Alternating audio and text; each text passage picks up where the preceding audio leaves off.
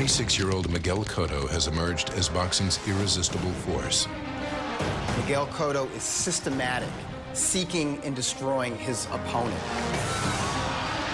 You see the strength and power of Miguel Cotto. This is something entirely different.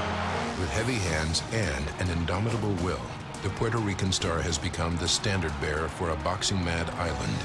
Miguel is right in line to be the next great Puerto Rican fighter. Move over, Tito Trinidad. There's a new superstar in Puerto Rico. For New York native Zab Judah, superstardom once seemed like a foregone conclusion. Zab Judah was absolutely spectacular. Oh, huge left hand by Judah. That was a bomb.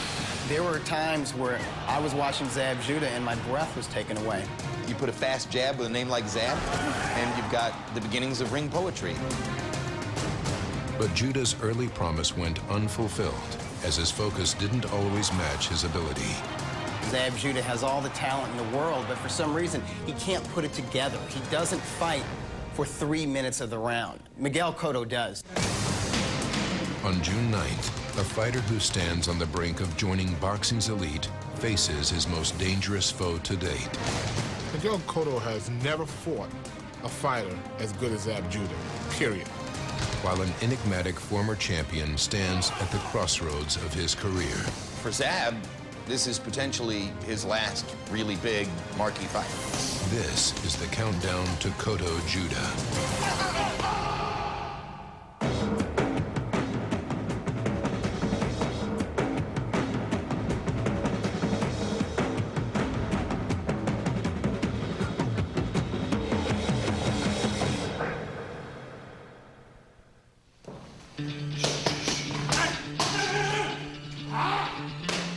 Zab Judah is back, training under the watchful eye of his father Yoel and preparing his body for Miguel Cotto.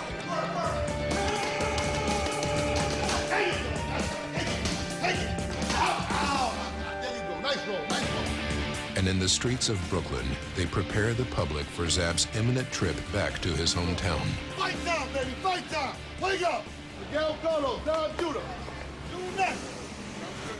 Madison Square Garden, here we go. Fight time! June 9th, June 9th. Good luck. All right, Fight time, baby. What you need to know about Zab Judah is Zab Judah is a Brooklyn kid. He's strictly Brooklyn. There you go. People know him. He's grown up here. I mean, this is home for him. There you go. Brooklyn's in the house.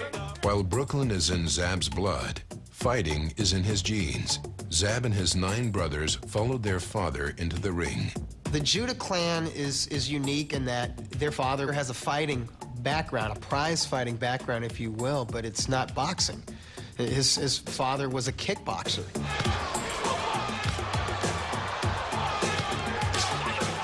I'm a 7th degree black belt, and I got 3 world championships in kickboxing, full contact. While we was younger, he was a fighter himself, so he went to the gym every day. So he was like, all right, you know what? I'm gonna work out. Y'all come with me. Y'all come in this gym. Y'all sit in that corner. Y'all chill. You know what I'm saying? So, you know, we like, chill. All right, whatever. Upon his retirement from fighting, Yoel focused on harnessing his son's talent. He dubbed his brood of fighters Team Judah.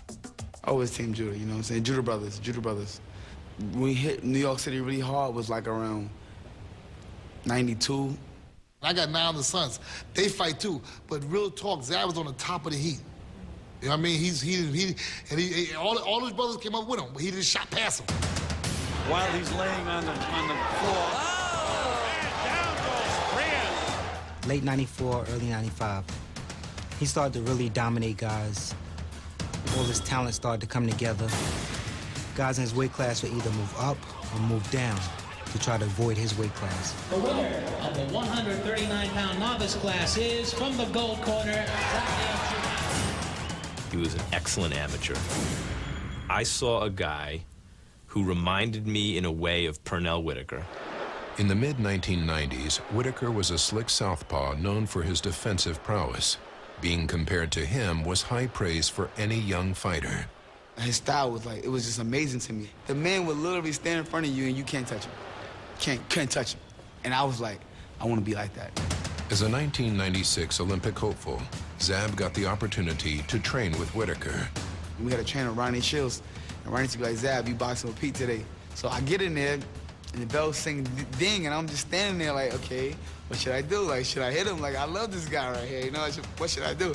And he just clocked me. Wow! I was like, oh man, let's go now, you know, and then we just started going.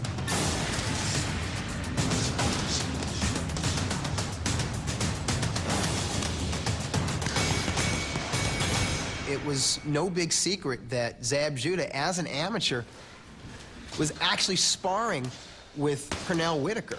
And the stories were that he would hold his own. Zab was set to become boxing's next young star, and the Olympics were going to be his stage. If everything goes right like I wanted to, I'll make the Olympic team and I'll win a gold medal. However, Judah's plans went horribly awry at the Olympic trials when he lost to David Diaz and failed to even make the team.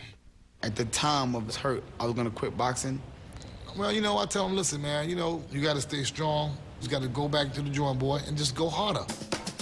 Zab Judah's pursuit of stardom would have to wait until he could break into the professional ranks. For Miguel Cotto, stardom has arrived. It's a mantle he embraces every spring during New York City's Puerto Rican Day Parade. Welcome, Miguel Cotto! To understand the adulation, one must travel 1,600 miles south to an island where boxers are more than just athletes and where boxing is more than just a sport. El público se identifica mucho con las personas porque ellos hacen sus íconos, sus estrellas. Es algo que generación tras generación pues, les ha fascinado y hemos tenido una cantidad de grandes y excelentes campeones.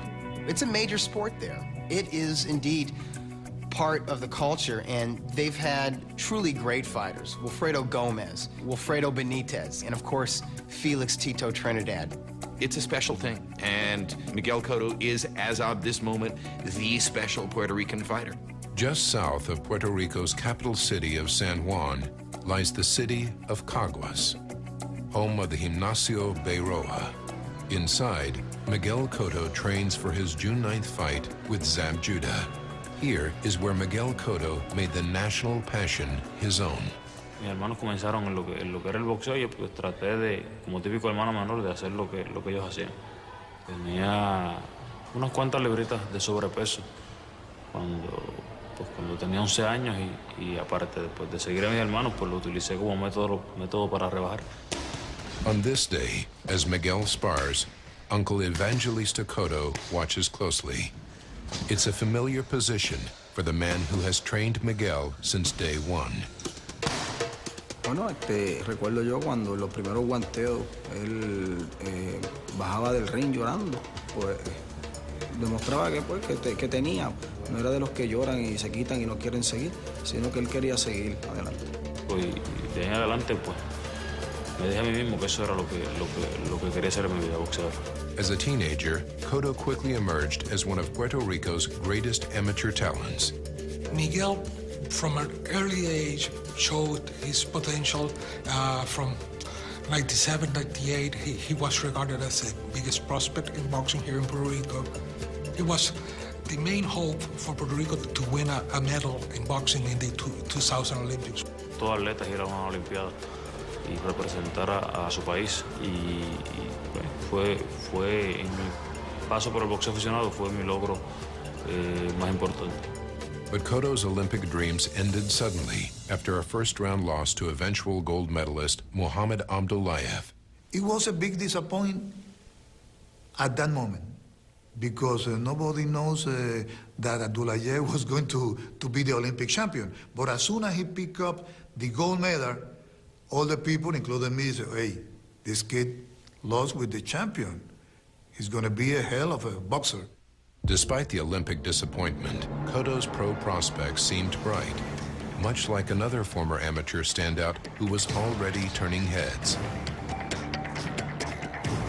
You look at Zab Judah, and you see the kind of very rare blend of phenomenal speed and power and sheer athleticism that says this guy can be great. Judah used his physical talents to win his first 16 fights, yet in June of 1998, his 17th opponent had his own set of formidable skills. Mickey Ward was a guy with a well-earned reputation for being tough, definitely somebody who wasn't afraid to battle back if punches were put on him. He had this famous liver shot that I still feel it today. Hey, every time I mention it, I still feel it. Judah withstood Ward's money punch to win a 12-round decision, and within 2 years, he captured his first 140-pound title belt. Zab was undefeated, and his flamboyance attracted a following. He basically appealed to the hip-hop generation, and the bling and the jewelry, the teeth, the whole thing. You know, he's showing up on mixtapes, showing up in hip-hop videos. He can talk. He has a great smile. He is fun to be around. Zab has the kind of personality that can get your attention. In the late 90s, he sort of became a part of Mike Tyson's entourage. And Zab Judah started to pick up a lot of that Mike Tyson swagger. I idolize that man a lot. You know, I learned so much from that guy, too. Tyson was like a big brother. He always felt, let me bring the kid with me here, let me bring him here. Whenever he was around Brooklyn, Zab couldn't wait to hang out with him. In November of 2001, Zab brought Tyson with him for the biggest fight of his career. A 140-pound unification showdown with powerful punching Kostya Tszyu. Kostya Tszyu was a 3-to-1 underdog. And if you would have asked Zab Judah going into the fight, Kostya Tszyu should have been a 30-to-1 underdog. This was going to be his emergence as a superstar.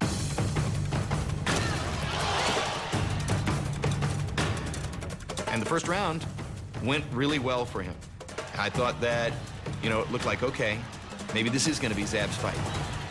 Zab is destroying Kostya Tszyu. He's like running circles around this guy.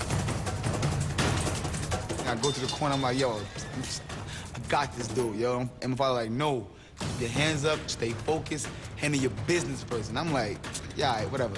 So I go out there, drop my hands, start backing up, looking pretty, just kind of styling on him, looking, you know what I'm saying? I go backwards, and he caught me, bop. Kostya Tszyu landed a very accurate right hand. It just landed on the button, and Zab was separated from his senses.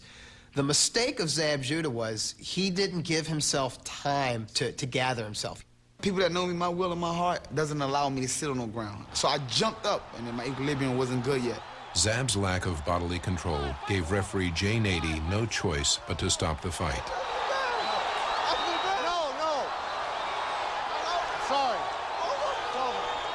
A disappointed Judah violently expressed his displeasure with the decision.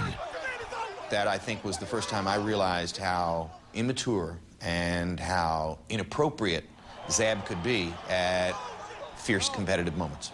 And I was mad because I was like, this is an opportunity. I worked so hard for this. And I kind of let my emotion oversee myself, and I went at the referee, Jay Nady. And to this day, you know, I apologize, Jay Nady.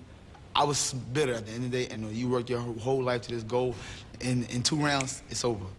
As a result of his actions, Zab was suspended for 6 months and fined $75,000. What should have been Zab Judah's crowning moment started a mini riot in the ring. And I would say from that point, November 2001, Zab's career has been up and down ever since. As Judah took a forced break from the sport, 20-year-old Miguel Cotto embarked on his professional journey. Here is this guy who was a hotshot amateur, did not get to a medal round at the Olympic Games, but there was always that talk of people saying the best prospect from the 2000 Olympics is Miguel Cotto of Puerto Rico. We have a great expectation about Miguel in that particular point of his career, that he will be champion of the world. Definitely. But after 6 pro fights, it appeared as if those expectations might never be realized. While driving to an early morning training session, Cotto fell asleep at the wheel of his car. The ensuing crash severely injured his right arm and left his career in limbo. Pero cuando fui al hospital, que me explicaron con detalle, pues me di cuenta que la lesión era bastante seria. Y pues ahí nos empezamos a preocupar. El brazo se me partió en 3 pedazos. Aquí arriba, aquí abajo y casi llegando al codo. That's your instrument of work. And a lot of people believe that it was Not the end of the career, but he was not going to be the Miguel Cotto that everybody thinks. Pensé que todo se había ido, se había tirado al olvido, todo se había tirado al zafacón. Los médicos me dieron año y medio para comenzar a entrenar nuevamente. Miguel's very tough mentally. That mindset, I think, helped to overcome that. Within 30 days, he was running. Within 5 months, he was fighting. Cotto returned to the ring more than a year ahead of schedule and regained his pre-injury form in patient and punishing fashion. A knockout on a body shot for Miguel Cotto. Va a sonar un poco cruel, pero se siente bien cuando conectas un golpe a tu oponente y eso provoca dolor. As Cotto earned recognition, he also faced the inevitable comparisons to his iconic Puerto Rican predecessor, Felix Trinidad. He is the next guy to come out of Puerto Rico following Felix Trinidad, and those are big shoes to fill. No fighter should envy the amount of pressure and attention that Miguel Cotto has on his shoulders. People were expecting him to be the next great champion from Puerto Rico. He has such a different personality from Trinidad that I thought it was going to be very difficult. He's not an emotional guy as Trinidad, Viva Puerto Rico, and so on. O sea, he's a shy guy. He's an introvert. He was very careful to shunt aside the Trinidad comparisons and focus on being Miguel Cotto. In September of 2004, Cotto took another step towards blazing his own path when he faced a man who beat him twice in the amateurs, undefeated Brazilian knockout artist Kelson Pinto. In many people's eyes, this was the first significant test for Miguel Cotto. But in that fight, in front of his people, Miguel Cotto was absolutely sensational. And there's a hard right hand followed by the left hook. The 1-2 puts Pinto down. That was a huge left hook by Cotto. Pinto slightly wobbly now. He broke down Kelson Pinto. This barrage of right hands may wind up ending the fight. He showed dimensions that Kelson simply didn't have. Move over, Tito Trinidad. There's a new superstar in Puerto Rico. He came up big. He created high expectations for himself because of the manner in which he destroyed Kelson Pinto. After the Costa Zoo suspension, Zab Super Judah returned to the ring, eager to live up to his nickname. There were some flashes of brilliance. Judah hooking and now hits Corley with a big left flush on the chin. And some not-so-super moments. Down goes Judah on a left. You sometimes wonder about the commitment level. Sometimes you see his brilliance, and then other times you just feel totally frustrated. Sometimes you're going to get the good Zab Judah, and sometimes you're going to get the bad Zab Judah. In February 2005, a focused and motivated Judah showed up to knock out Corey Spinks for the undisputed welterweight championship. But less than a year later, Judah relinquished it with an uninspired performance against Carlos Baldomir. Carlos Baldomir, here's a fighter, had no business beating Zab Judah. Absolutely no business beating Zab Judah. Carlos Baldomir, if something don't spark me, something don't excite me, I don't get up for it. Despite the loss, Zab's box office appeal remained strong, and in April 2006, Floyd Mayweather chose to face Judah. Zab Judah, who brings his A game, he's still dangerous for any fighter in the world, including Floyd Mayweather. Just thinking about what could happen with those two guys, that people still want to see it. You just want to see it. There's this notion that one of these nights, the Zab Judah who should beat everybody in the world is going to show up and fulfill all that. I knew I could beat Floyd, you know what I'm saying? I know I was bigger, I knew I was meaner, I knew I hit harder, I knew I was faster. We had such a big build-up, I wanted to hurt Floyd. I came out throwing grenades. Big left hand over the top by Judah.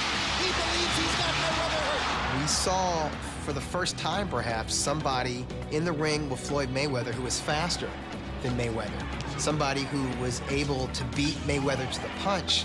Somebody who was able to get in Floyd's head a little bit. Judah's early pace was inspired, but could not be maintained as the fight moved to the later rounds. And keep walking to him. When you keep pressing, he can't fight. Mayweather just followed his corner's advice. Pressure him, Roger Mayweather told Floyd. Just pressure him. Getting increasingly worse for Judah as Mayweather is simply chasing him around the ring and punishing him now. By the time the 10th round began, there was certainly no question in my mind who had won the fight. We were going to see 3 more Floyd Mayweather rounds on our way to the finish. That was what I anticipated. Mayweather had taken control of the bout, but with 10 seconds left in the 10th round, the fight took a painful turn. And there's a low blow by Judah. And Richard Steele pulls Zab Judah off of Floyd Mayweather Jr., and Mayweather is badly hurt by the low blow. Well, if it was on purpose, it is as classless as anything we've seen from a fighter in recent years. The low blow was unintentional, you know what I'm saying? I can't regret throwing it because I didn't mean to throw it, you know what I'm saying? I regret that it turned out the way it did. And now Roger Mayweather wants to come after Zab. Roger Mayweather should never came in that ring. But you're not gonna touch my son. I'm not gonna have it. Committee said, oh, why you should have let the referee handle it. What, let him beat my son now? I'm not like y'all. I'm not built like that. Then I just see like a little scuffle. I'm thinking like Leonard's over there, Roger over there, and my father. You know what I'm saying? That's my father, and I'm not gonna stand and let nothing happen to him. And a riot is gonna break out in the ring. When the riot broke out and everything happened, I stayed calm. I ain't finna get involved with this shit and fuck my money up. Man, listen, what we got is bigger than money. What me and my father got is bigger than money. When you can have all the money. You're not gonna hurt my father, or you're not gonna see nobody hurt me. They endangered themselves, and they endangered everybody who was in and around that ring. That was a mini riot in the ring that was very close to becoming a major riot outside of the ring. When the official fight resumed, Mayweather went on to win a 12-round decision. A month later, the Nevada Athletic Commission decided on Judah's punishment, $250,000 and a 1-year suspension. I want to thank the Nevada Commission because they helped me, man. They, you know what I'm saying? They put me on a little timeout, and it got me good. It got my mom right. It got me a chance to shake off a couple bad lows, and now I'm back. Zab is up against the wall.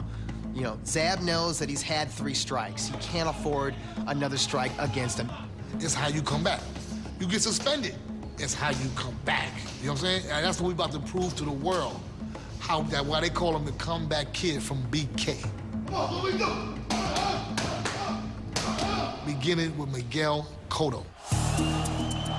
Miguel Cotto himself is no stranger to adversity in the ring.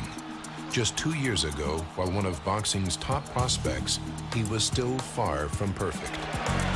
He gets ripped again, and down goes Miguel Cotto.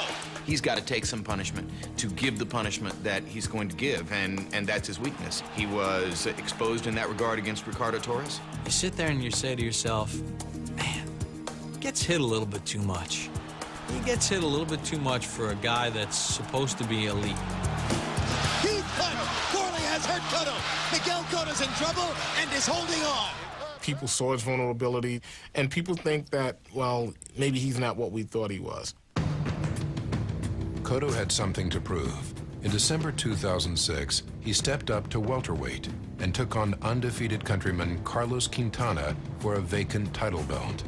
In the eyes of many, Cotto was the underdog.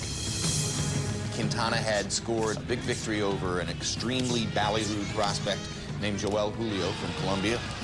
Quintana was able to outbox him, and I think a lot of people thought, well, he's the better boxer. He's going to do the same thing to Cotto. Before the fight, we did a poll with different trainers here in Puerto Rico, and just one picked Cotto. No había tenido la oportunidad de titular en su carrera. La tuvo frente a Miguel Cotto y todos pensaron que iba a salir victorioso. It was no contest. No contest.